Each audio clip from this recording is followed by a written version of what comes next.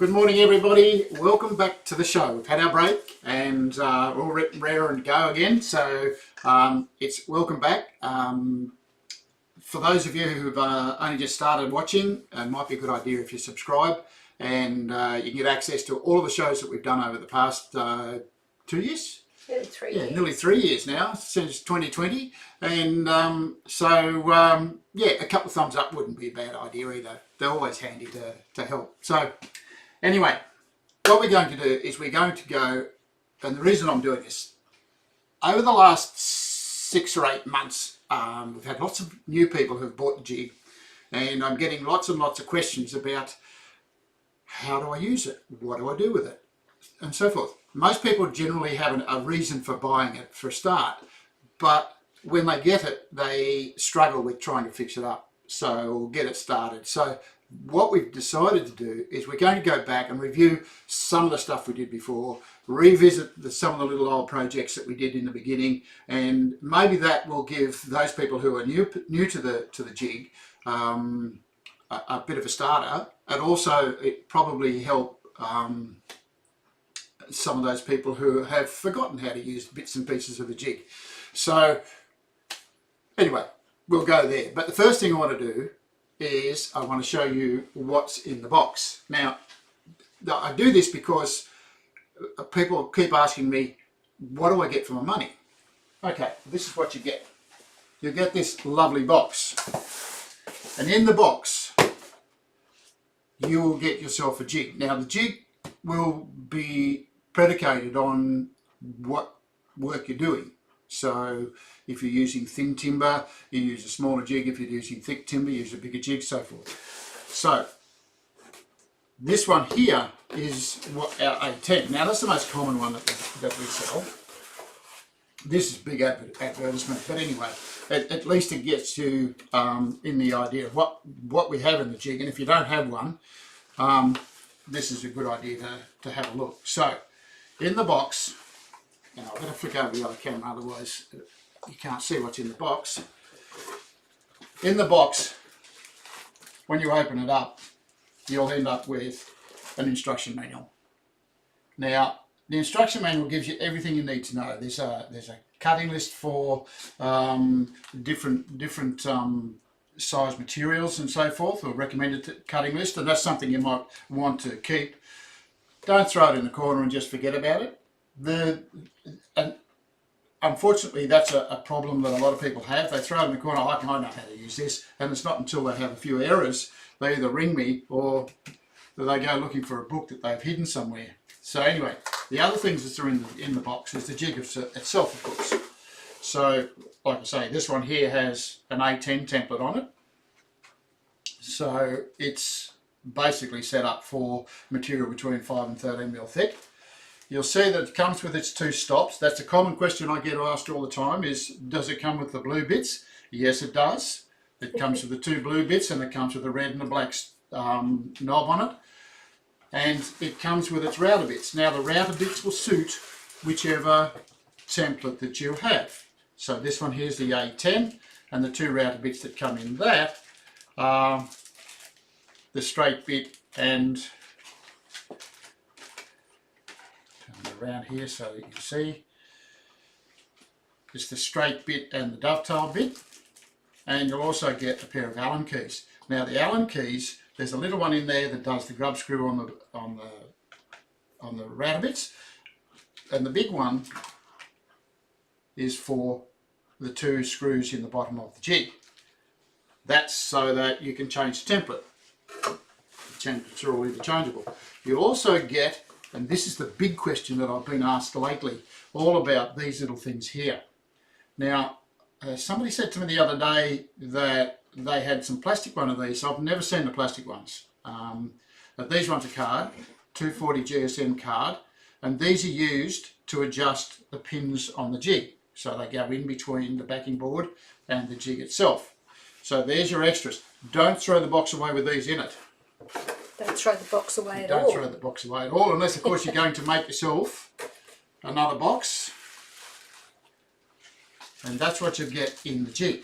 Now, in the box. Now, you'll see me using the jig quite a bit with Bessie clamps. So my advice to you, if you purchase one of these, is to purchase these components as well. Now, they don't come as standard in the jig. These are a pair of clamp holders. One goes on the red stop, one goes on the black stop. There's two of them in the box. They cost you 35 bucks.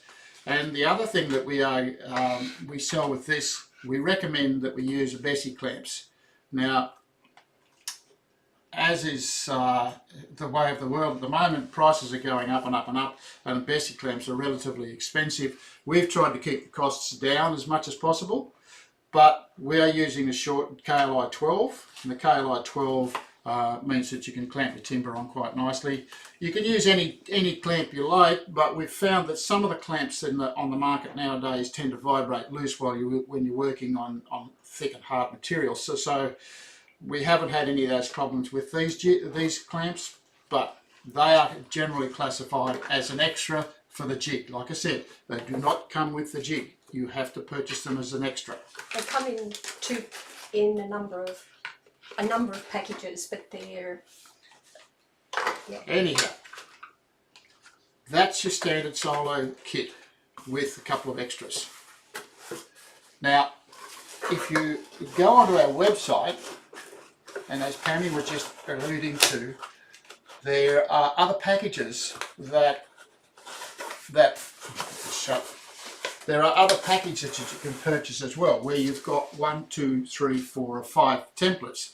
And if you look at what I've got on the wall here, you can see I've got a whole range of different jigs. Each one of those jigs has a different template on it.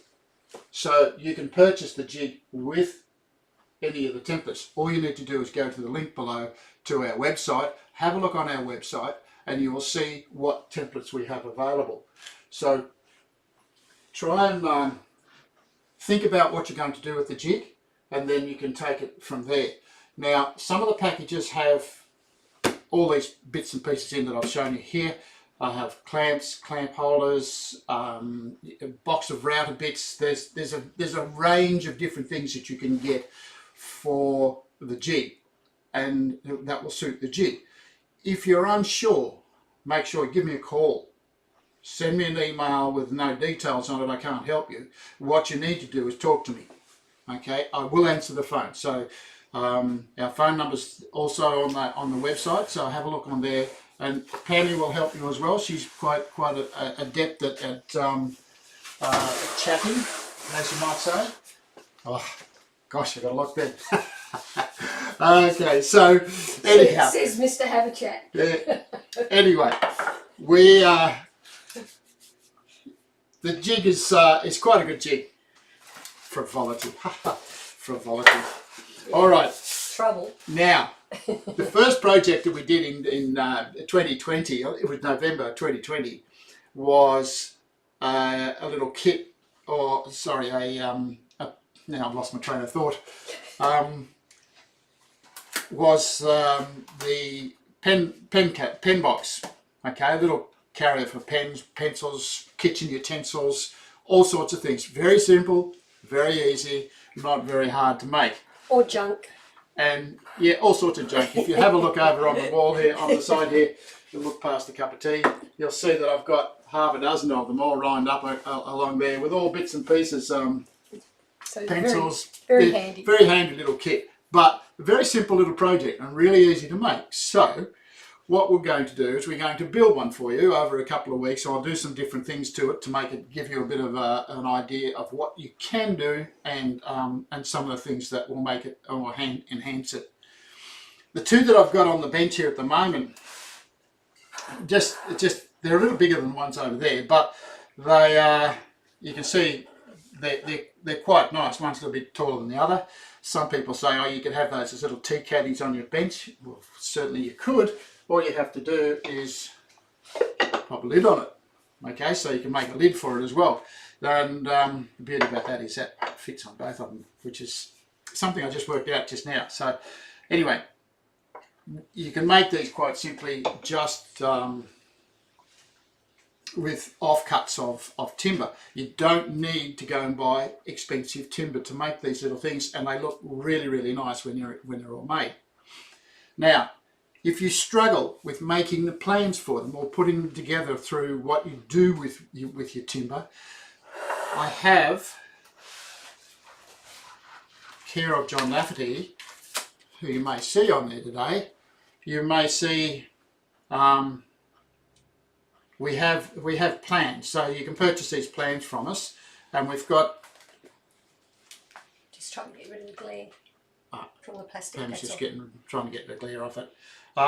So it's just they're working plans. So they give you some measurements. They give you a little cutting list, the general layout of the product, and then the componentry on how to build it and all that sort of thing. So a simple little plan like this is not a bad thing for putting in your kit of tools, and having something so that if you're going to teach somebody how to do it, you can start them at the beginning where you began. So it's always a good idea to have that. And as you can see, I've got quite a number of plans in there, and I'll show you those as we go through this little process of revisiting and redoing some of the projects that we've done in the beginning.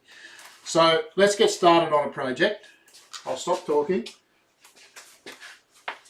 Get that out of the way.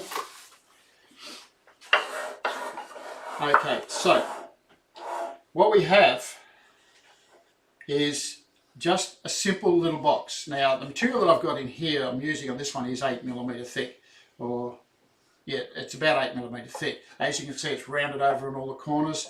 I've got little feet on the bottom of it, and I've got a little a base that's recessed into the framework. Now you may think, gosh, that's simple. It actually will develop, by building this little thing, it'll develop your skill level to a level where you can confidently go on to the next set of plans or the next project. This will be the basis of how to use the jig, how to get it set up, and how to go through the process of actually cutting your joints and so forth. So that's what we're going to do. And if you follow along nicely or quietly, I'll give you some demos. Now the first thing you need to do is get yourself some timber. Now I have here a couple of bits of timber that and it doesn't need to be expensive timber. During the process of your building boxes and so forth, or bits of furniture, you end up with lots and lots of offcuts. Now these are not offcuts off others. We actually sell timber like this, so you can purchase this from us. But I have some jacaranda, some walnut, and some camphor laurel. And as you can see, the camphor laurel is quite grainy, and you can get it in various different colours as well. There's lots of different things that you can do with camphor. It's really nice to work with, and it's not an expensive timber, so you can use that. The other reason I like to use camphor, it's exceptionally stable. It doesn't warp and twist and carry on if it's cut correctly. So it's quite a good timber to use. Used to be classified as a weed, but it's not anymore. But anyhow, camphor laurel, walnut. Now that's one of the expensive timbers. It's something that you won't find a lot of around the place. And jacaranda. He's just coming onto the market as one of the blonde timbers that I use, and I often use silver ash, which is this one here. So I'll cut some up. I've already got some cut, so if I make a blue, I've got something to go back to. So you may find that we don't edit our shows. What we do is, if we make a blue, we fix the blue. Yeah, we now, keep it real. if you read the comment at the beginning, you will find the last show we did, I made a blue. And I made a blue in the process of building this lovely little box out of a bit of jacaranda. Now, I'm not going to show you the blunder at the moment. We're going to go back to that when I get to it, but I've got it there and I'm going to show you how I rectify it. But first of all, let's get one of these little boxes made, or put together anyway, and then we can go on with the other stuff. So depending on the size you want. I've got a small one and a large one.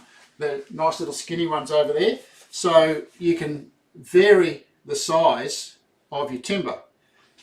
What I always say, and it's always a good idea, get the jig. Oh, point here. We're in the process of reinvigorating our jig. You'll notice the jig that came out of the box had 2 blue stops. We are now in the process of redeveloping the stops to make them a little bit more efficient and a bit more colour coded, so that the processing that I'm going to go through now is going to match what's happening on the jig, rather than trying to sort of improvise a bit. So we've now got a red stop and a blue stop. They're not on the market yet. We're still working on them. Still doing the testing. So today's a good day for that. And when I so anyway, that's enough of that one. When I check my sizes in the instruction manual, there is a recommended size limit, size chart. Here's a good way of doing your test. If you set that on there, so that it's lined up with the edge of one of the templates. Your hand's in the way, so I'm going to get a good spot.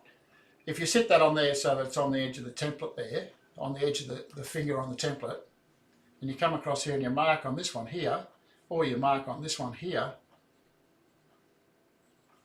you'll get a dovetail there, dovetail there, dovetail there, dovetail there, and that'll give you a measurement that you can work with, right? That will give you a flat end on both parts of the jig. If I move it to halfway, say halfway in the middle, and I'm going to do it by eye. You don't have to do it by a ruler, unless you want to. You can do. So I got half a dovetail there, full one there, full one there, full one there, full one there, and if I go here, I've got half one.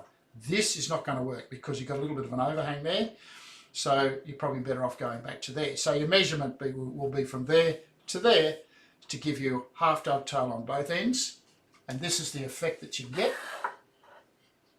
You can see I've got half dovetail on each end. And the other way is you get a full dovetail there, and so forth. So you can adjust your measurement depending on what you want to do, if you're not going to go and read the manual and use the measurements that we supply in the manual. So this one, that's an easy way of doing it. So what I'm going to do here, I've got this piece of timber because it's so we're going to set that on there. If I do full dovetail, I can do to that. And this is the dovetail side, not the pin side, this is the dovetail side. And so I'll measure that.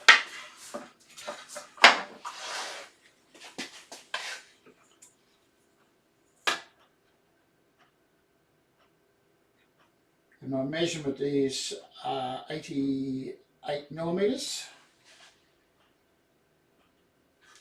So if I write that down, 88 millimeters.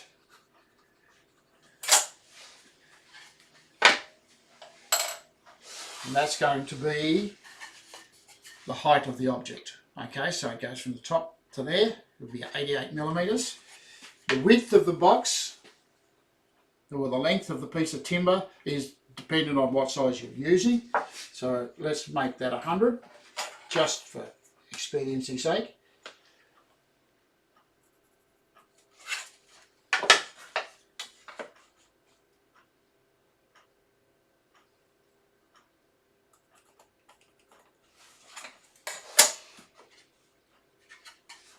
Let's go over here.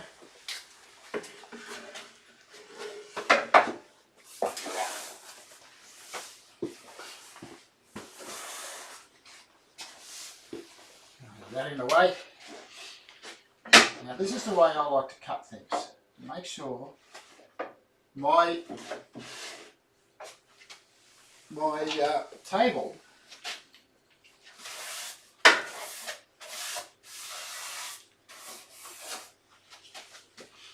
and my drop saw is square to my blade.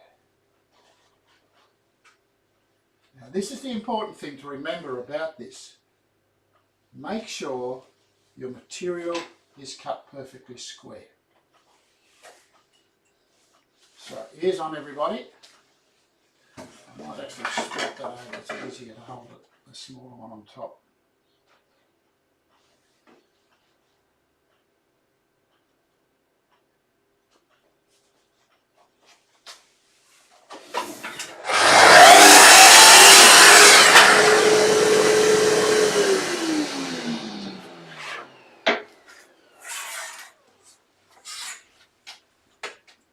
Do that again.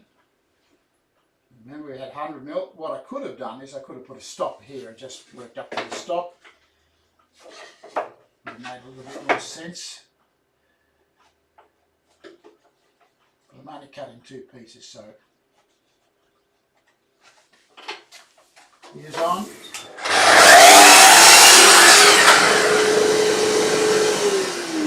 Just want to check to see that I've got everything exactly the same size.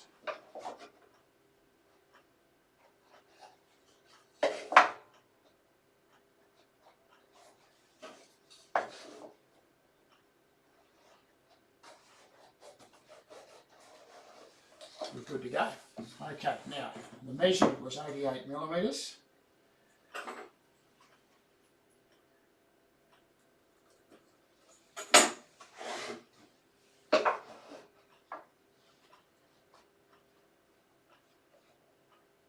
It's always a good idea to check your equipment regularly.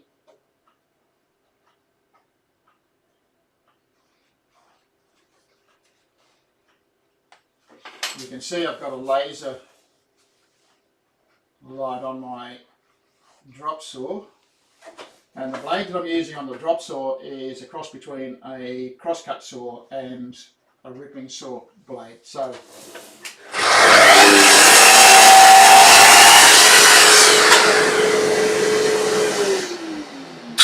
ripping across the top of that is not all that hard. So back to our bench. I'm using 2 colours because it's a little easier to see what goes on when you use the 2 colours. You can always use the same coloured timber right through the whole of the process. And I'm going to use our new setup. The first thing I need to do is test the joint to make sure I've got perfect joints. So it's something that needs to be done when you get the jig out of the box. Now I have some material here which is the same thickness, not necessarily the same size, but the same thickness as my material because I cut it off earlier. So here's how you test.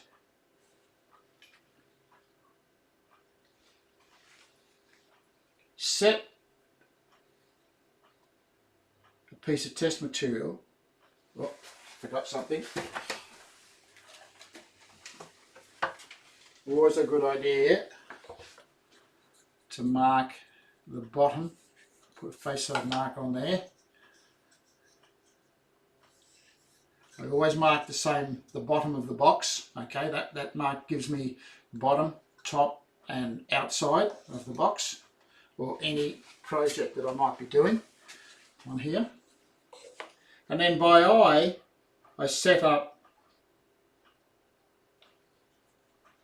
piece of material so that I've got to find my pointer which I put down, another one.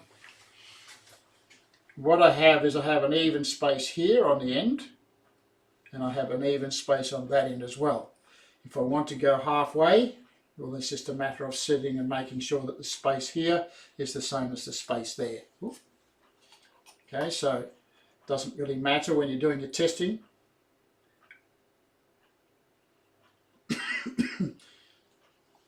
Just make sure that you're cutting the end of the board and not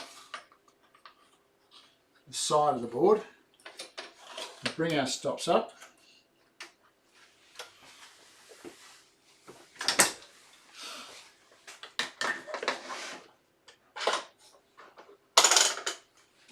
Now what we're doing here, we're going to test to make sure our joint's correct. That's what we're doing. So the first thing we do is we cut ourselves some dovetails. Now,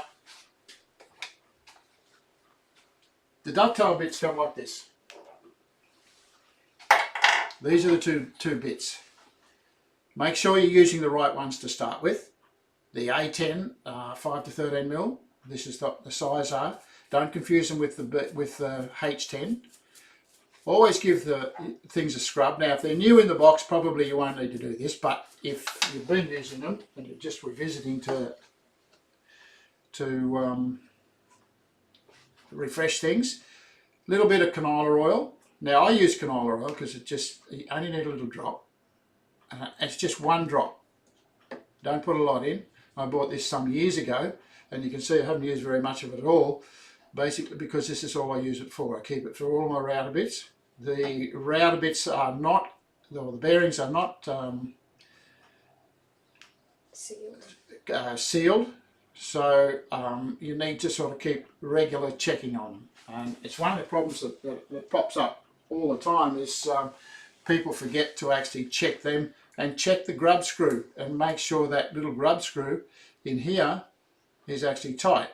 It's got a grub screw in there. Just make sure that's tight. So we do that on both of these. Or you can Loctite them in. If they keep coming out, a little bit of Loctite wouldn't go astray. You get the right router bit, bearing. Some of our older versions have quite small grub screws, 3x3s.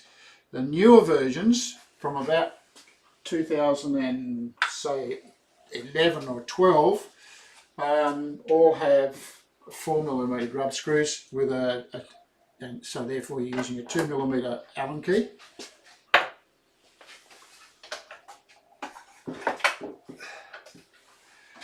Dave Rowland's having a bit of a chat there today. What's going on there? Lots of things said.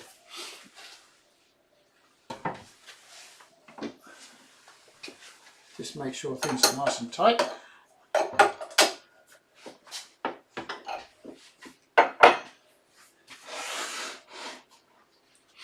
Okay.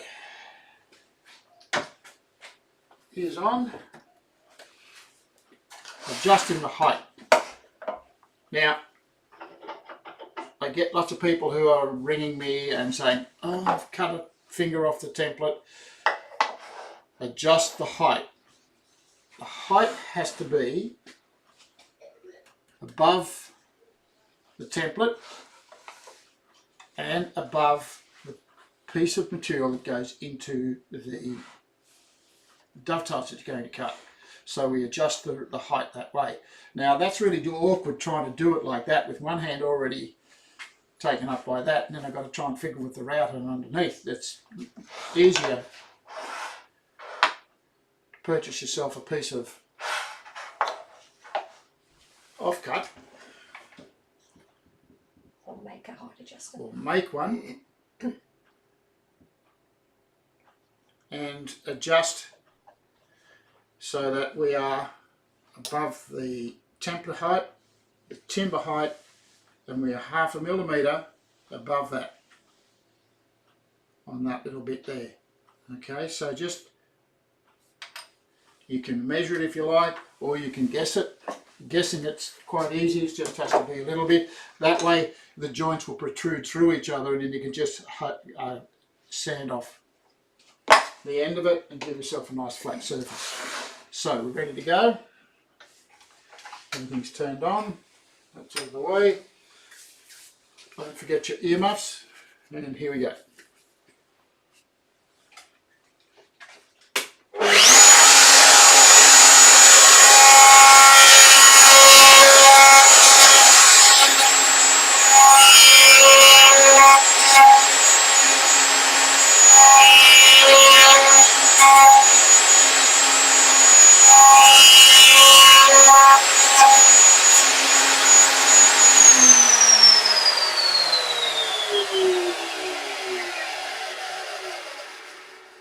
A couple of things I did there. Number one, had my hands on the bench, so all I was doing is moving back and forth very slowly.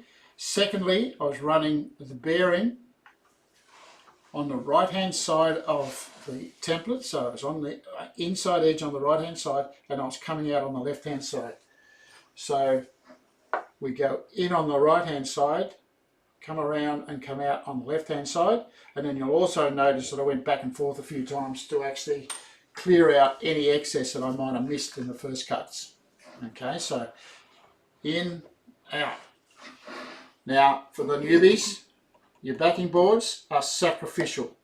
You'll cut them to bits, so throw them away regularly, replace them regularly, and go from there.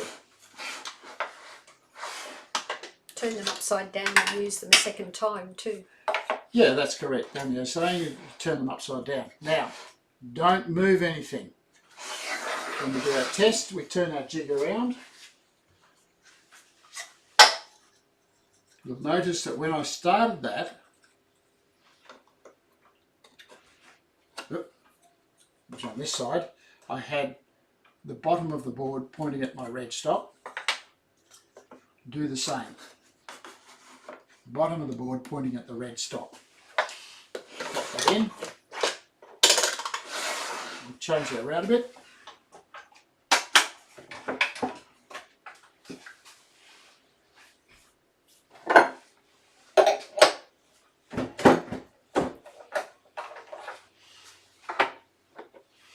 I've already cleaned the red one, the straight one, so it's just a matter of putting that in. Adjusting my height, so using the piece I just cut.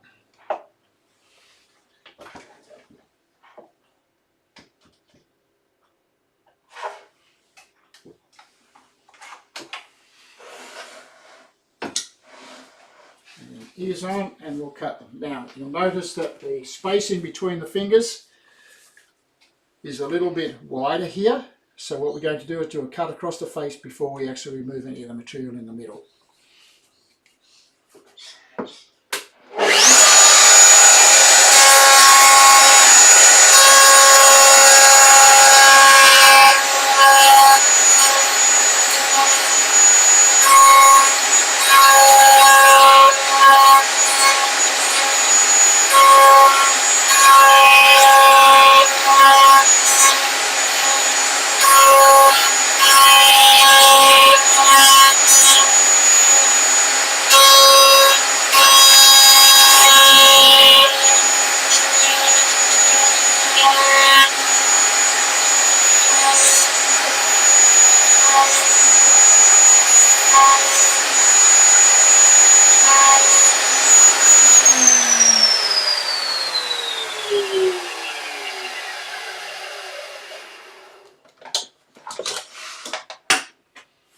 Now the big test.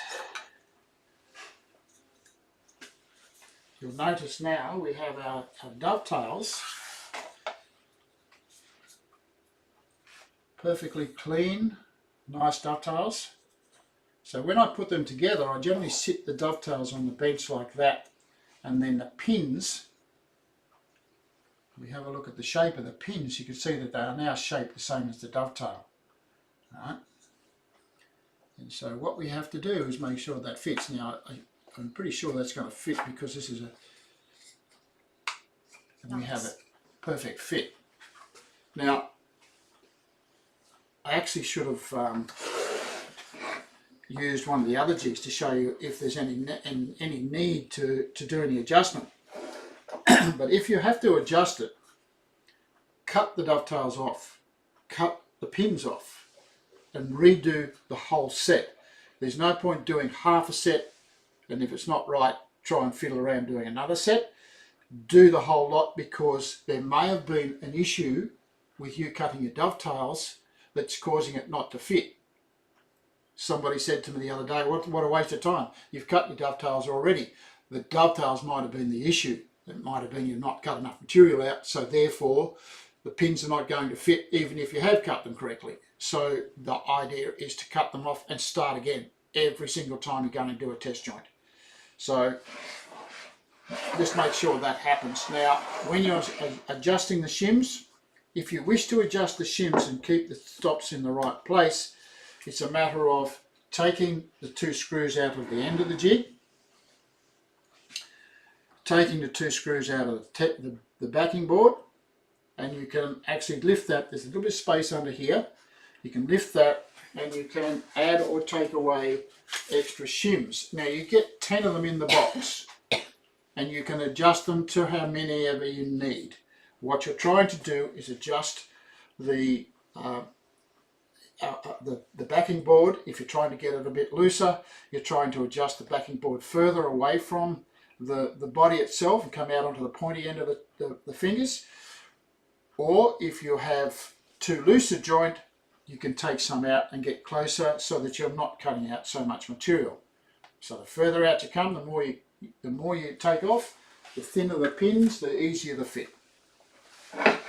Okay, I hope that's explained how to set the thing up. Now that's what you do when you get it straight out of the box. Now it's time to make the little box. So we'll go back to our dovetails. Now, we've already cut our material, and one of the things that I do with my material before I actually start is I sand the inside face. Now, the reason I do that is because it's extremely difficult to try and sand the inside of the box when you've got big plates of meat like me. Alright, if you've got little fingers, maybe that will be okay, but it is really hard to sand the inside, so do it before you start. As you can see, doing it before you start, you're going to get perfect joints anywhere, so that you don't need to work on the inside anymore. Okay, so the inside should be pretty good. Okay, so let's adjust. What do we do with all that timber?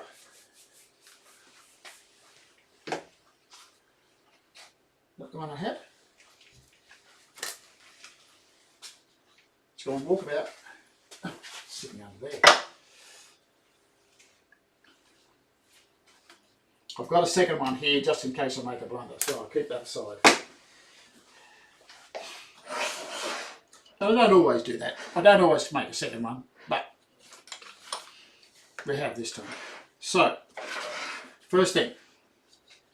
Now, I sanded the material. This is going to be the inside. I can tell because it's nice and smooth. It's sanded to 400, by the way. Before I put it together, I might just check the sanding. Might need to go to 600.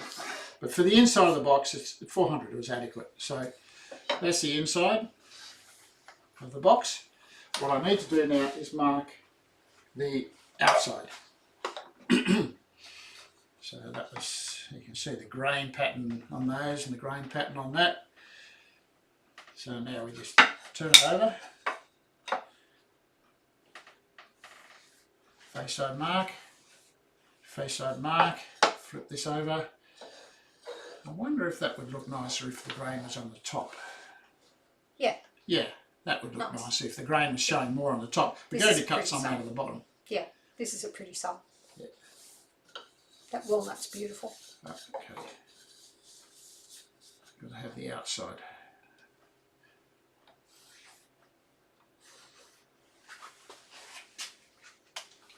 And some of the little things that you think about as you're doing that is you know, like, well, does the grain pattern look nice? What am I going to have the dovetails showing here, or I'm going to have the dovetails showing there? With dovetails with a box, it doesn't really matter where the dovetails are. There's no pressures on the box. There's no other box. It's just a visual effect, basically. It's a strong joint. It's not going to come apart in a hurry. So what I might do is I might do it exactly the same as this. So I have my dovetails, and that's the shape of the dovetails, showing through the thicker timber. So what I might do, sorry, the darker timber. So what I might do is I might cut my dovetails in there and my pins in that, and that will show up quite nice. So set up exactly like I said I was going to do. Face side mark out. Bottom of the box on my red stop. We're pretty excited about the way the new look of our our jig. So locked in. Now, I use the opposing material, that's going to go into there, just in case we're using two different thickness materials. And that's another story we'll get to later down the track. Adjust my height. Now, if you're a little over 1/2 millimetre, it doesn't really matter, because basically what we're doing is we're making a box that has no lid and whatever function you're going to use the box for. We can always make it smaller. I always say none of the boxes are all exactly the same. They're all bespoke boxes because there may be little differences, and that doesn't really matter. So the only reason you make it exactly the right size is for when you have things like drawers, try to fit drawers into things. But for a little box, it's a bespoke box, something you've made. Ears on.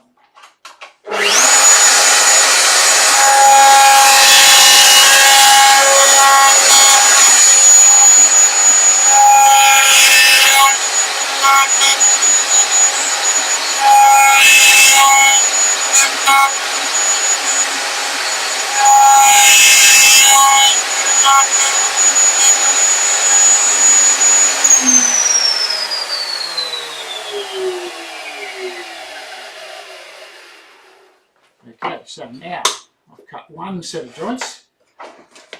To cut the second, flip your piece of timber over, making sure your face side mark is out.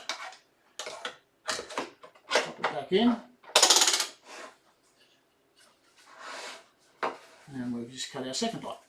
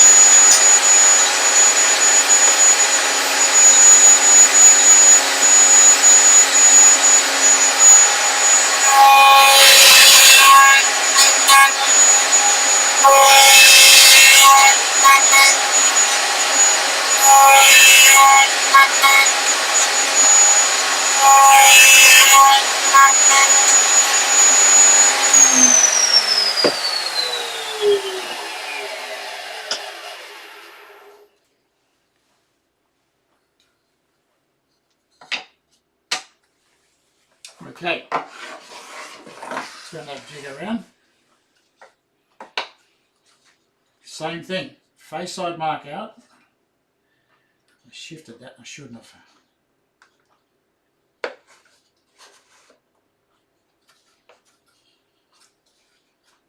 Face side mark out and the bottom of the box pointing at the red stop.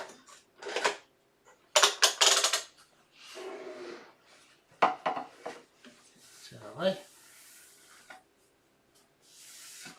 Change the cutter. Look. Change the cutter. Good thing Tammy's here, I would have made another blunder.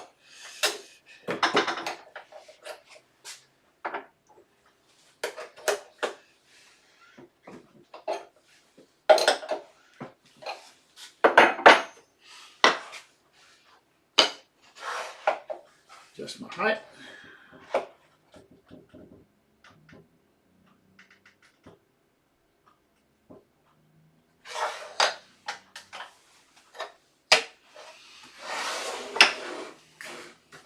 And we cut.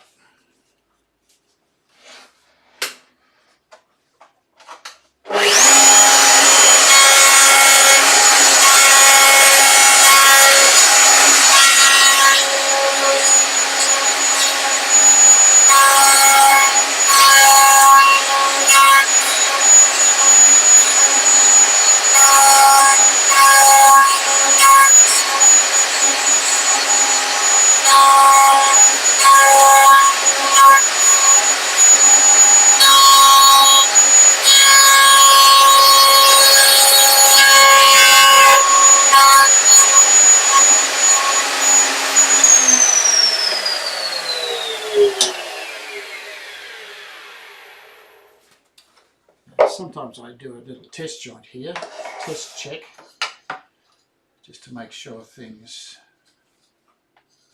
fit properly. And that's what it's going to look like. So it'll look quite nice. Very sweet.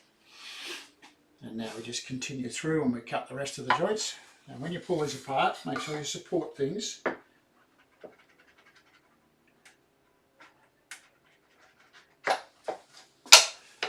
If you just try and rip it apart, there's a possibility that you're going to damage the joint.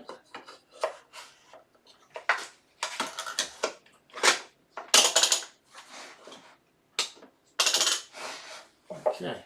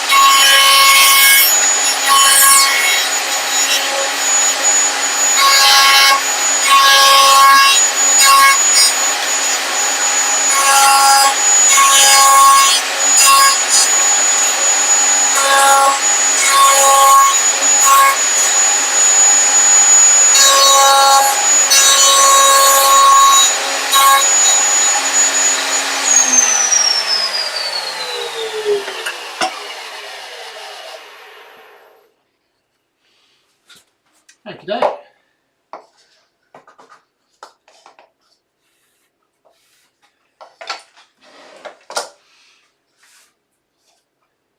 Now, just fitting it together.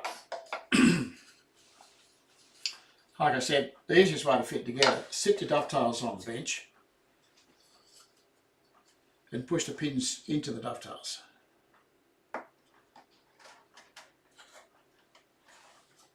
You'll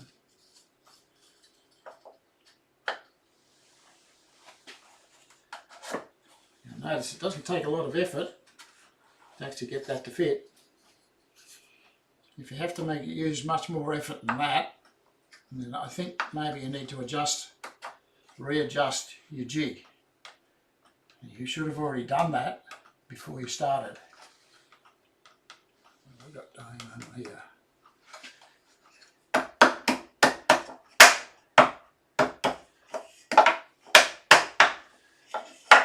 And there's my little box frame.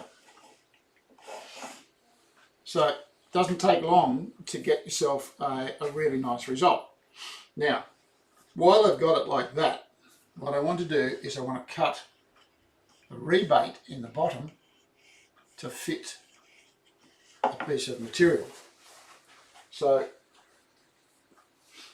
what I have over here, I've already cut some material. This is very, very thin. All I need to do is find one that matches up to some of the timber that I got or looks good with it, the complementary colours. So you can get yourself some bits and pieces like this. You've got a bit of cedar there, a bit of silky oak, here's a piece of Tassie blackwood, I've even got a piece of red stuff here, so a bit of red Banksia. That might look nice in the bottom. So when you look into the bottom of the box, you can see that red colour. Yeah. That might look nice, so I might use a piece of that. They're all pretty timbers though. Yes, they're all lovely. So they're only small bits. I generally don't cut lots of this stuff until I actually don't need it, because it tends to have a high propensity of warping and twisting. So it's use it as you need it. That way it's not going to cause you any grief down the track. So now I'm finished with the jig, so I can put the jig away, and we know we've got it set up for this thickness material. So the next time we pick it up, we can use it pretty much straight away. So I've got 10 minutes. I just want to explain to you, we have sets of router bits as well, for those of you who are new. One of the router bits that we have is that one there, which is called our rebate cutter. Now, a rebate cutter cuts a 4mm trench 5mm deep, which is perfectly adequate for fitting a base in the bottom of the box. Now we're going to adjust it so that we can cut feet in the bottom, so we have to adjust it to the right height as well, but there's a technique we use with it as well that I'll show you just now, just to make things easier and nicer, and add that little bit of class to your work. Just put things away as I need them. Now, one of the things that you'll find with some timbers, and you'll see it here, if you look very carefully here, I'll find my pointer, I have one somewhere. If you look very carefully here, you can see I've got a little bit of tear out. See that? We don't want that. Now, this is not going to cause any grief or anything like that, because I'm going to sand the outside of the box. But we don't want any of that on the inside of the box. So we don't want to see any of that happening around the inside of the box there. We've got a nice clean cut there, so that when you look at the bottom of the box, and where the base meets the framework, it's nice, clean. There are no chips or cracks or splits or tear out happening on the box. The same occurs on the inside of the box, where you've got a nice clean surface on the inside of the trench as well. That's very important, particularly when you're making a bigger box where it's very visible on the inside of the box. So this is the technique I use to avoid any of that happening. With our gear, we also sell a 19mm bearing. Now, the diameter of that router bit is about the same as a 10-cent piece.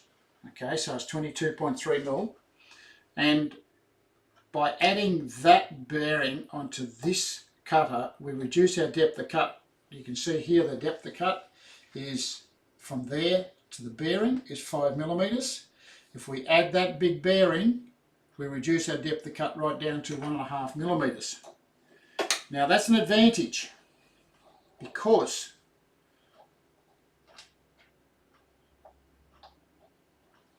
if I was using the full cut, the 5mm, I've got to cut against the rotation of the router bit, so we're pushing into the tooth. With the big bearing, we can do a climb route, which means we're cutting with the rotation of the router bit, not against it, with it. Therefore, it's scooping out the material as it moves along the piece of material, and it will give us a much cleaner cut. And then we can just go back and do the other later. Now, I have this lovely little tool called the LARK tool. I set my height to 10mm. And I'm just going to adjust the router bit to 10mm above the bench.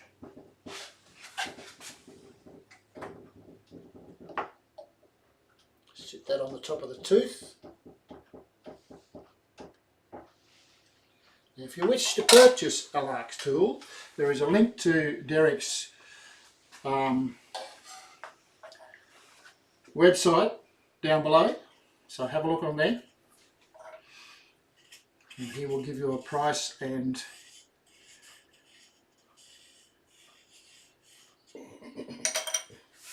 okay, now all I'm going to do here is I'm going to rotate around the inside of the box while I've got it assembled.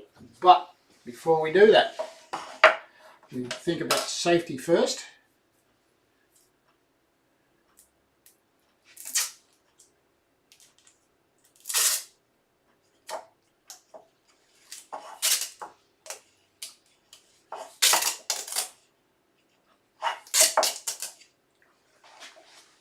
We've got 5 minutes, folks, so pair of scissors. I had a pair here somewhere. Right in front of me there. Oh no. If it was a snake, it would have bitten me. I must need coffee. Oh, it must be coffee time. Okay. Excuse me.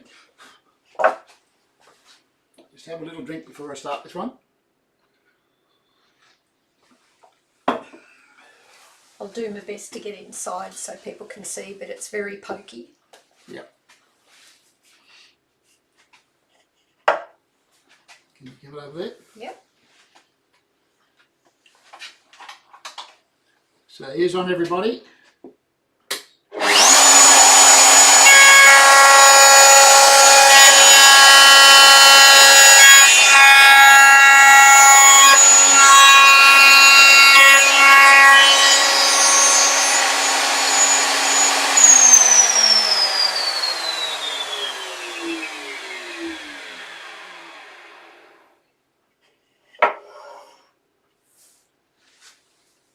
You can see that that is a really clean cut.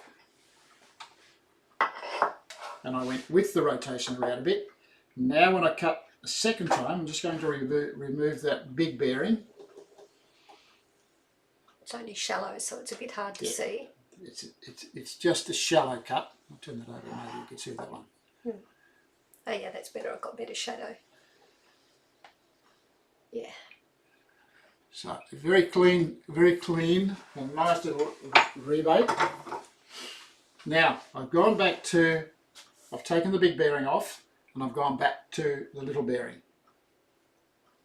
I now have a 5mm depth of cut. So you drop in there. So ears on. Now it's very important that you go against the rotation around a bit this time.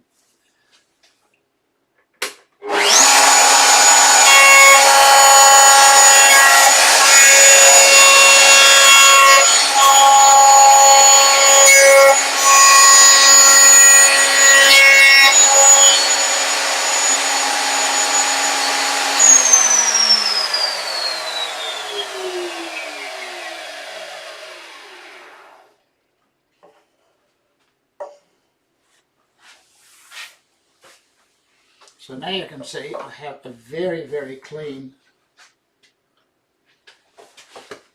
Excellent. cut. So now before we pull it apart, we've got to work out how big our base is going to be. So if I put that into the trench, the ruler into the trench, you can see it actually goes to the 5mm mark. And if I measure across to here,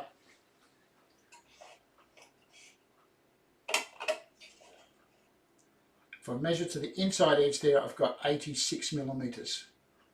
When I do the base, instead of adding 5mm, which is the depth of the trench here, I'm only going to add 4, which gives me 90mm. That will leave a little bit of room there so that the box can actually expand and contract depending on the weather. Okay, so I've got 90mm wide, and this one should be pretty close to the same.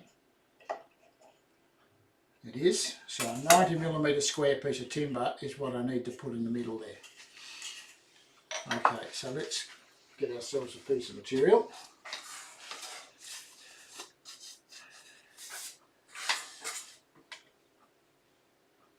So that will be 90 millimetres.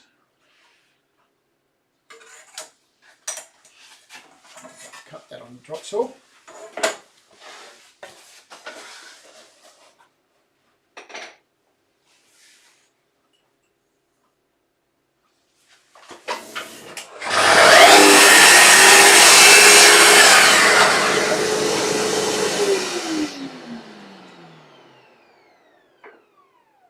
It's going to be 90 millimetres this way as well.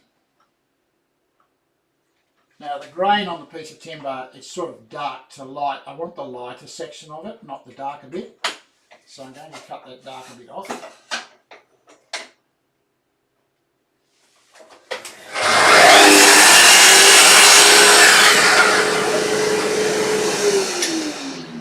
Now, when we have our little box, that's going to fit into the little box, right? And one of the problems we have is that the corners are going to be round here. All right. Now, there's lots of ways of doing it. I'm going to do it quickly now because we're running out of time. I have set up here another Lark product. Is a corner, our radius jig.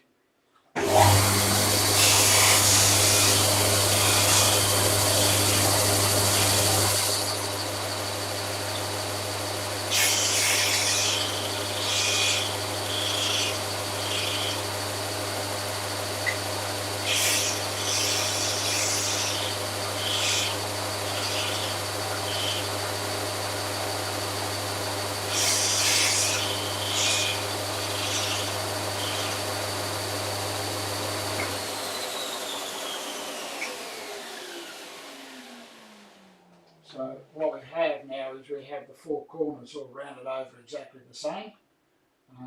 That's about to the diameter of the round bit. So quite good. When you make lots of boxes, that's a very handy piece of equipment to have. Derek actually does a variety of sizes to accommodate the size of your work.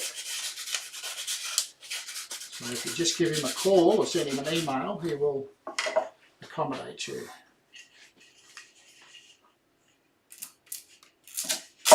Okay.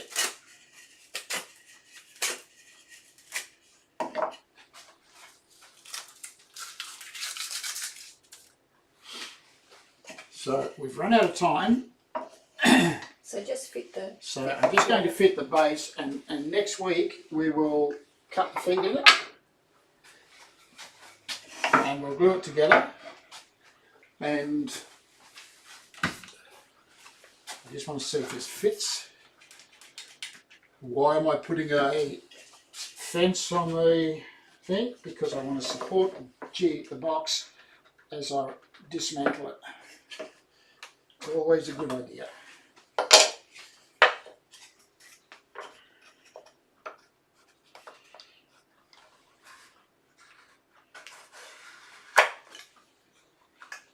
Pop straight in. Look at that.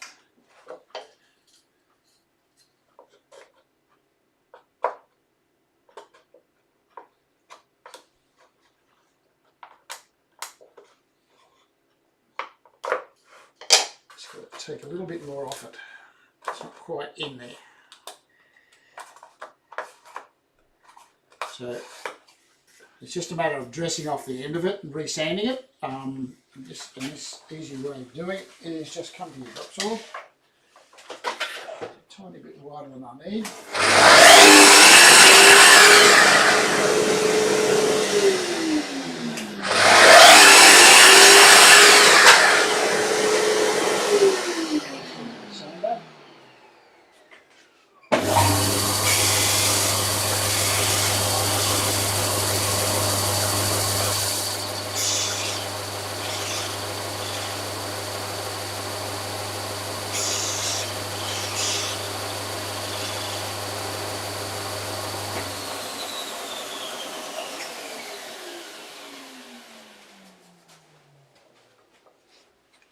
It takes a few minutes to get that sorted.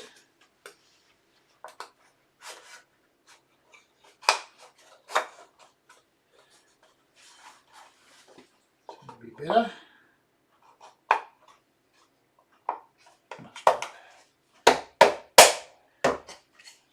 have nice little box, little base. So what I need to do now, and if you look at it, you can see that in here it's really nice and clean. It's just a lovely clean surface. Right. So what I want to do now is I'm going to put some feet in it, but we'll do that next week, and then I'll do some other little things to the box as well, just to show you what we can do once we've glued it up, and then we'll round over it. I will make a second one, and the other one has to be done, bits and pieces of it, while it's assembled. Okay, so gluing time, you have to allow for that as well. So that's it for this week. So don't forget, thumbs up, subscribe if you haven't already, and we'll catch you all next week. So have a good week, everybody, and I will see you all later.